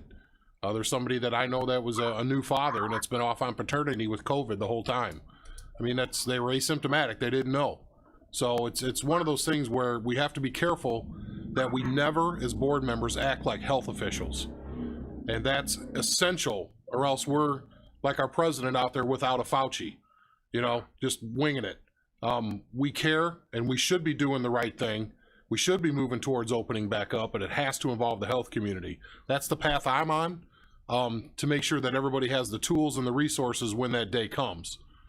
But that's all I wanted to say about that. Just we need to remember that even though they're younger, they're still vulnerable. People in the city of Chicago that are 30 years old are passing away. They have no comorbidity, even though everybody in Kankakee County, everybody has had 100% have had comorbidity. There was a large population of our 32 or whatever the number is, 33, that were on hospice. But their cause of death is listed as COVID, that contributed. Well, was it the lung cancer, the leukemia that put them on hospice, or was it COVID? So we can have those conversations. The end result is, it's my recommendation not to get to the health community, to get ahead of it, and speak for them. So next was Mr. Smith. Thank you, Mr. Chairman. Two thoughts.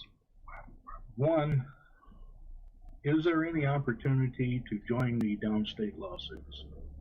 To join which ones? The downstate, the Fairfield, Village of Fairfield. I can't tell you the political district off the top of my head, but the lawsuit that Mr. Rose talked about a couple times.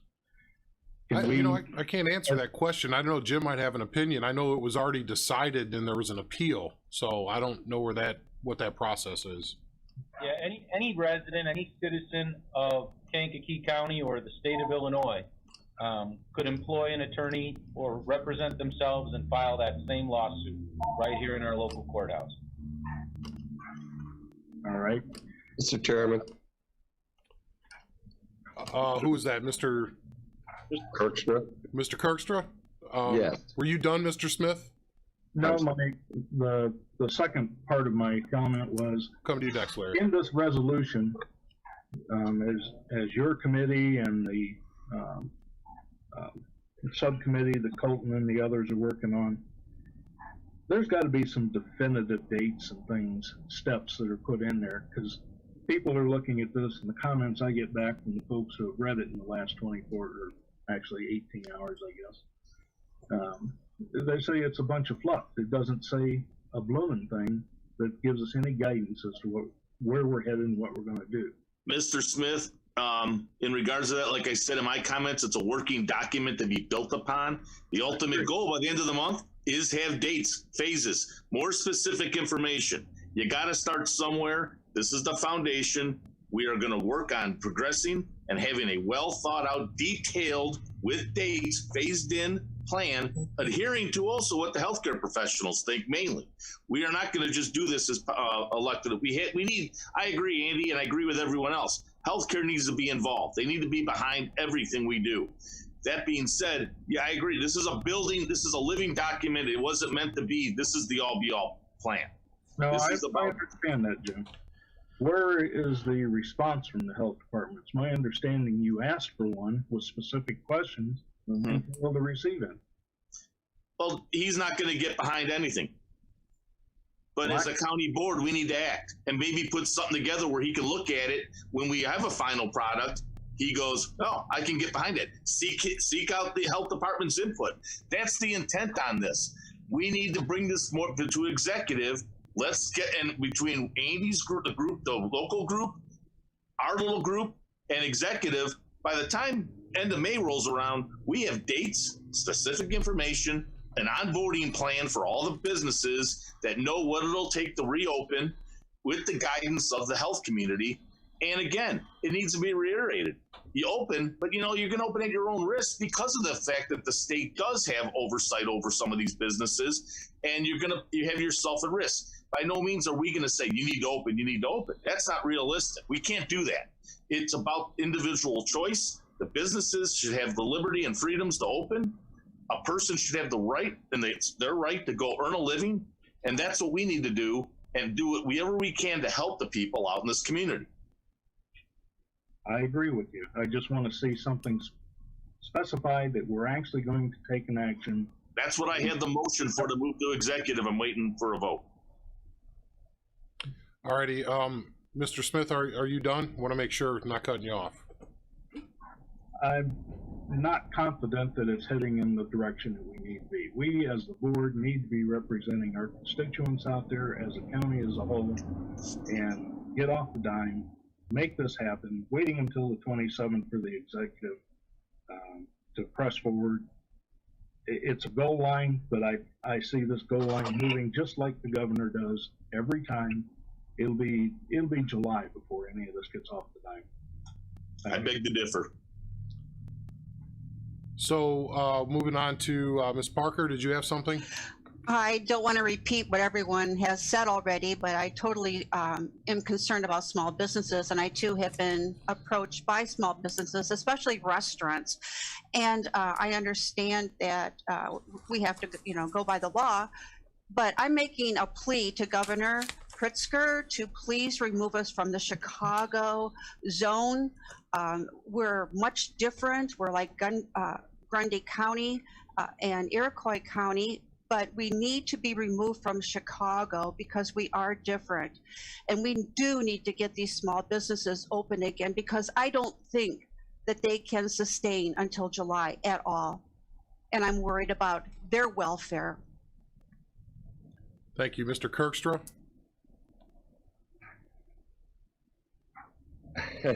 I don't have any written statement to make at this time.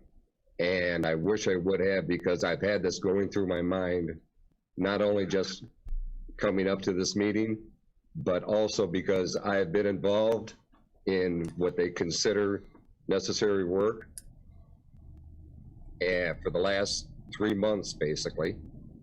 And I'm just coming off a job that was considered necessary work. And my biggest concern with anything that we do is the prevention of the spread of this virus. Man. This has got to be key to whatever we do, to protect the public, to protect the people of Kankakee County, and also the people of the state of Illinois. So, as I said, I don't have any, it's not a prepared statement, but this is one, and for somebody, and I respect everybody's rights and liberties and freedoms, but I respect their life more than anything. Here you go. Mm-hmm. And that's where we have to stay on track. And if our small businesses are suffering, we know they're suffering. If there's anything we could do to offer them any assistance, we need to be there for that. In the same way as we need to be there for that, for the assistance to our public that is involved in this. When we talk about bringing people out to work, how many people do we have that come from out of the county into Kankakee County to work? How are we going to determine whether it's okay to have them come into work? Where I just came from, every time I went into work, I had my temperature checked. I was asked definite questions before I could walk into the facility. These are things that we have to look at and we have to realize. And then we also have to realize that we are going to have to comply to rules that we're not used to. And it's not just going to be until the summertime when this thing has died down. This is going to be something that's going to be permanent until we find a way to fight this or eliminate this virus. I'm not a medical expert. I'm a mechanic. That's all I am. But I also know, being a mechanic, that for every action, there's a reaction. So every action we take, we have to assure that it's going to be a positive reaction and not a negative. Thank you very much, and I thank everybody for their comments. Thank you.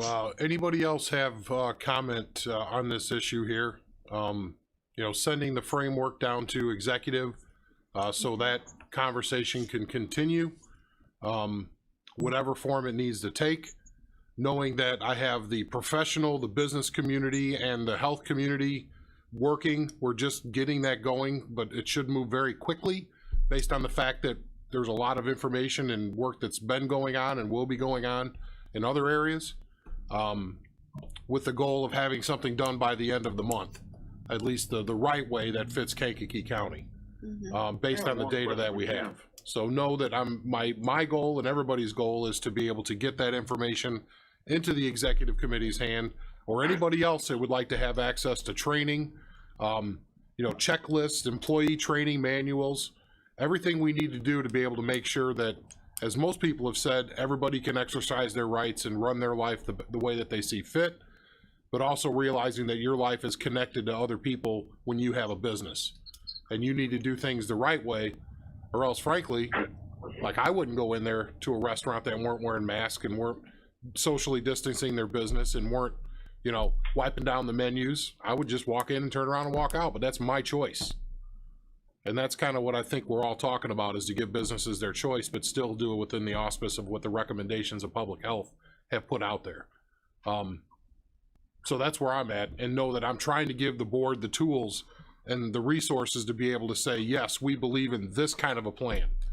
I do think it's dangerous to start to develop our own plan outside of what the health community is doing. But that is what, and there is no subcommittee that's been created by this board.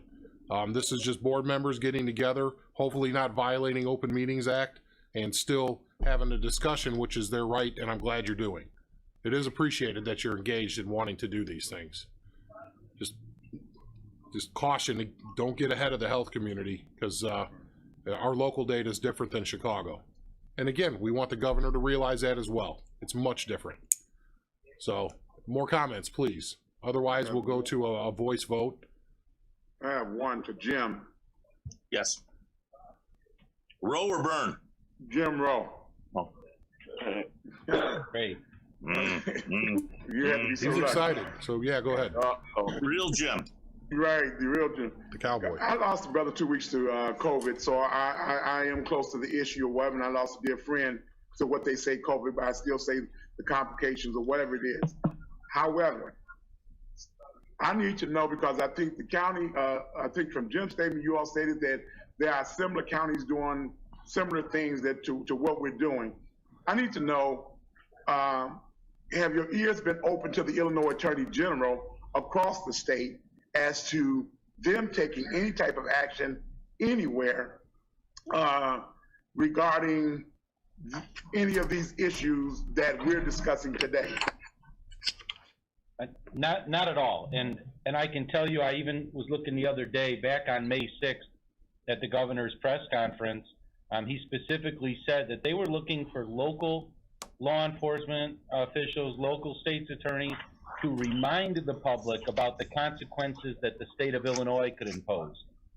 He wasn't looking for local law enforcement to go out and arrest people, for state's attorneys to go into court. And I don't even know if he's looking for the attorney general to do that. But his comments were simply, he wanted the local authorities to remind businesses and individuals about the strictures within his order, and that there is the possibility that the state of Illinois could go to court.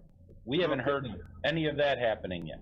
Right. And my other decision is, would it be safe, because I don't know if we have or haven't, I haven't heard, but just for what I consider to be proper protocol and courtesy, have this county listed or send any information to the governor stating that we don't want to be considered, from a letter from the county, a part of the Chicago region.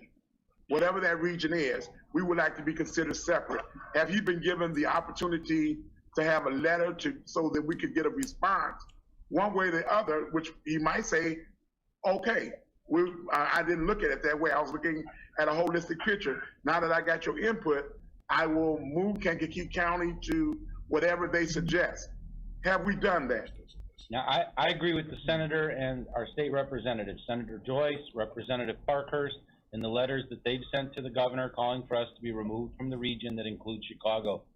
Board members individually are welcome to send whatever letters they like, just like any citizen of our county could, or the board collectively, but that would be a board action. Right, but I'm saying with them, with the senator and the representative, they are in more than one county. So I think it would be apropos for the county to send a letter as well. Now, the governor apparently, from what I'm hearing is, have not responded to their request yet. You don't care. No, I don't know if he has not. Come on. Okay. Well, I just, to clarify to the board, I think I've mentioned a couple times, I have reached out to our representatives who in turn have taken our message to the governor. I have had our lobbyists have conversations with the governor and the governor's office, and they've all asked for our local specific data. And so we're assembling that data to prove that we don't belong in that. Don't have it spare. Could you hit mute, please? We can't hardly hear you, Danny. Sure, I'm hitting mute because there's something else going on here. So I have reached out to the governor's office to tell him the dissatisfaction we have of being in that region, and done so in a respectful manner, because we do need his involvement to get that conversation going. I'm having other conversations with other counties that are like ours in the edge counties as mentioned, to see if we can suggest a different region that matches our commuting patterns in and out of the city and where people work. I think Kendall County has 63% of their workforce that goes north or east into Chicago, and we have similar numbers here. It's more 50-50, but there's a lot of people coming in here and vice versa going out of the area. So yes, we have reached out. They know very well. The downstate senator caucus, which Senator Joyce is part of, has sent a letter asking for exactly what we are talking about right now, not just Kankakee County, but others to be considered a little bit differently. And it's my understanding that that map that was delineated these zones was a hospital map, like an emergency management hospitalization map that's roughly 30 years old. I don't have that verified, but I've been told that by more than one person that is in emergency management. So I will say that you're not wrong. Everybody here is not wrong thinking that we shouldn't be part of that region. I just need to build the case with data that says we don't want to be, and if in fact we are still lumped into that, to be able to say, well, this is what our numbers are. We actually meet that requirement that is in your mandate, and so then we are in a situation where we are complying with the mandate on our own and not tied to Chicago's numbers. Because if you think about it, there's going to be new cases going through the roof for an extended period of time. But what we're seeing is that the most at risk are the ones that's not part of that new case group. And so things are working in that area. And so we need to focus on that, maybe per the health people, and then maybe do what we need to do to make sure that it doesn't keep spreading to the younger, I want to call them bulletproof people that don't think that this matters to them, because they interact with other people that it really does matter to them. So again, responsibly, we got to do this quick and we have to do it responsible. Can we do both? Can both of these coexist in a 1 month period where we're all sick and tired of sitting at home? And and I know that, and the people are sick and tired of not working and not bringing in a paycheck. I hear it, but I just can't say we're open because we don't have that authority. And then who was next? Mrs. Haas, did you have something? Yeah, I just wanted to reiterate that, the reopening safely based on regionally, kind of what you just said as well, being data driven on our own statistics rather than just the Chicago statistics. And if you could restate the motion that we'll be voting on, I'd like to rehear that if you could. Jim, do you want to elucidate? You're muted, Jim. What? You were muted. Sorry about that. Sorry about that. What I'm making the motion to move the foundation of what we've drawn up, which is a living, working document to be built upon with more specifics, like I explained to Mr. Smith, with dates, with more detailed information adhering to what the healthcare community suggests and recommends, with them leading the way, with an onboarding process with businesses, that we bring it to executive for that working, for that discussion, and putting an action item into place via the executive to bring back to the board, whether it be a special meeting of the board or whatever it takes to have an item, a county board action that has teeth. This is to move the executive. That's all it is right now. To move to executive for further discussion. Yes. Well, further discussion and to implement. when it's time. We're the county board.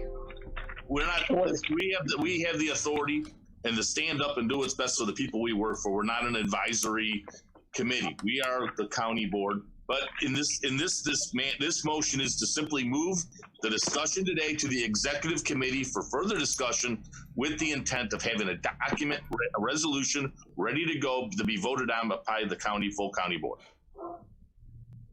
Thank you. Is that the also the understanding by the person who made the second? Mr. Eckhoff? Yes. Okay. Is that enough clarity? Yes. Okay. Want to make sure that you got your question answered, Jackie. What's happening here? Another question? Statement? Anyone? Sorry, I touched the screen and it went somewhere else. Alrighty then. I guess the motion to move the discussion and then any development of action items based on that to executive is on the floor. Is there any calls for roll call, or do we want to do this voice vote? Roll call. Roll call. Roll call. Roll call, please. Mr. Washington. Aye. Mr. Hess. Aye. Mrs. Polk. Aye. Mr. Snipes. Aye. Mr. Byrne. Aye. Mr. Seroy. Aye. Mr. Lear. Aye. Mrs. Weber. Aye. Mrs. Peters. Aye. Mr. Payton. Aye. Mrs. Parker. Aye. Ms. Dunbar. Ms. Dunbar. Mr. Kinzinger. Aye. Mr. Fairfield. Aye. Mr. Zenz. Aye. Ms. Haas. Aye. Mr. Carrico. Aye. Mr. Eckhoff. Aye. Mr. Smith. Aye. Mr. Swanson. Aye. Ms. Zakulo. Aye. Mr. Featherling. Aye. Mr. Donnell. Aye. Mr. Miller. Aye. Mr. Long. Aye. Mr. Kirkstra. Aye. Mr. Wheeler. Aye. Motion passes. Motion carries. Thank you. We're obviously we're not done with this issue. If there are things that need to come up under new business of other committee meetings, just a reminder to everybody that those are restarting via Zoom, because we still have at-risk people and we can't socially distance properly in certain areas with the public and the board and everybody. So we're going to continue this, which happens to be another unknown. What if we do have a reopening that allows certain businesses to reopen, but we still can't do this, but the governor doesn't extend his Open Meetings Act extension for us to continue to have meetings via Zoom? You know, there's lots of questions here about what's going on.